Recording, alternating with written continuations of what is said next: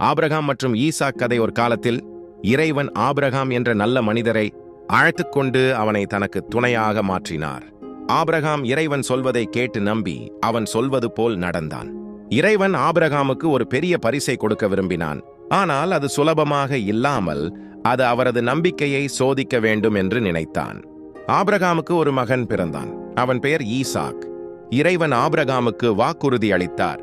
உன் சந்ததியிலே உனக்கு ஒரு பெரிய தேசம் இருக்கும், உன் சந்ததியால் எல்லாம் ஆசீர்வதிக்கப்படும். ஆபிரகாம் மற்றும் ஈசாக் மிகவும் நம்பிக்கையுடன் இருந்தனர். ஆனாலும் ஒரு நாள் இறைவன் ஆபிரகாமை சோதிக்கிறார்.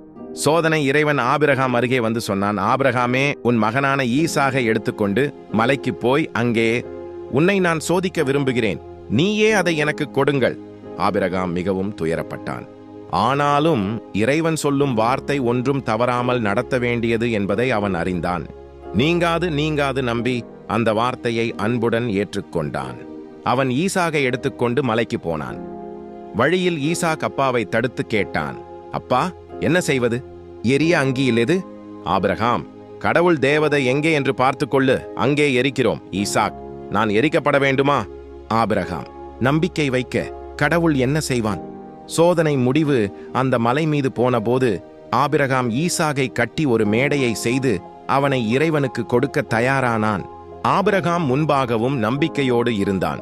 அவன் கூட கடவுளை நம்பினான். ஆபிரகாம் கத்தி எடுத்து ஈசாகை கொல்லப் போக இருந்த நேரத்தில் கடவுள் அவனை நிறுத்தினான். இப்போதைக்கு போதுமே, நீ என்னை நம்பினாய், இதனால் நான் உன்னை ஆசீர்வதிப்பேன். அப்பொழுது ஆபிரகாம் ஒரு ஆண் மாடு பார்த்தான். அந்த மாடு ஈசாகின் பதிலாக கடவுளுக்கு அர்ப்பணிக்கப்பட வேண்டியது. கதை முழுமை. இந்த கதை நமக்கு எதை கற்றுக் கொடுக்கிறது என்றால், 1. நம்பிக்கை. கடவுள் எப்போதும் நம்முடன் இருப்பார். நமக்கு சோதனைகள் வந்தாலும் நாம் அவரை நம்பினால் அவர் நம்மை காப்பாற்றுவார். 2. சொல்லியதை நம்புதல். கடவுளின் வார்த்தைகளை நம்பி அதை நம்பிக்கையோடு நம்மால் முடியும் என்று நினைத்தால் நம் வாழ்க்கை வளமாகும். 3. கடவுளின் ஆசீர்வாதம். நம்முடைய நம்பிக்கைக்காக கடவுள் நமக்கு நல்லதானதை தருவார்.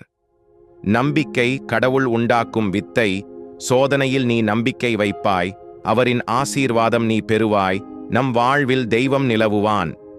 இவ்வாறு ஆபிரகாமும் ஈசாகும் கடவுளின் வாக்குறுதியையும் நம்பிக்கையையும் தாங்கி இறுதியில் மிகப்பெரிய ஆசீர்வாதங்களை பெற்றனர். நாம் அனைவரும் இந்த கதையிலிருந்து நம்பிக்கையை கற்றுக்கொள்ள வேண்டும். கடவுள் எப்போதும் நம்முடன் இருப்பார் என்று நம்பி நம் மனங்களில் உறுதியோடு வாழ வேண்டும்.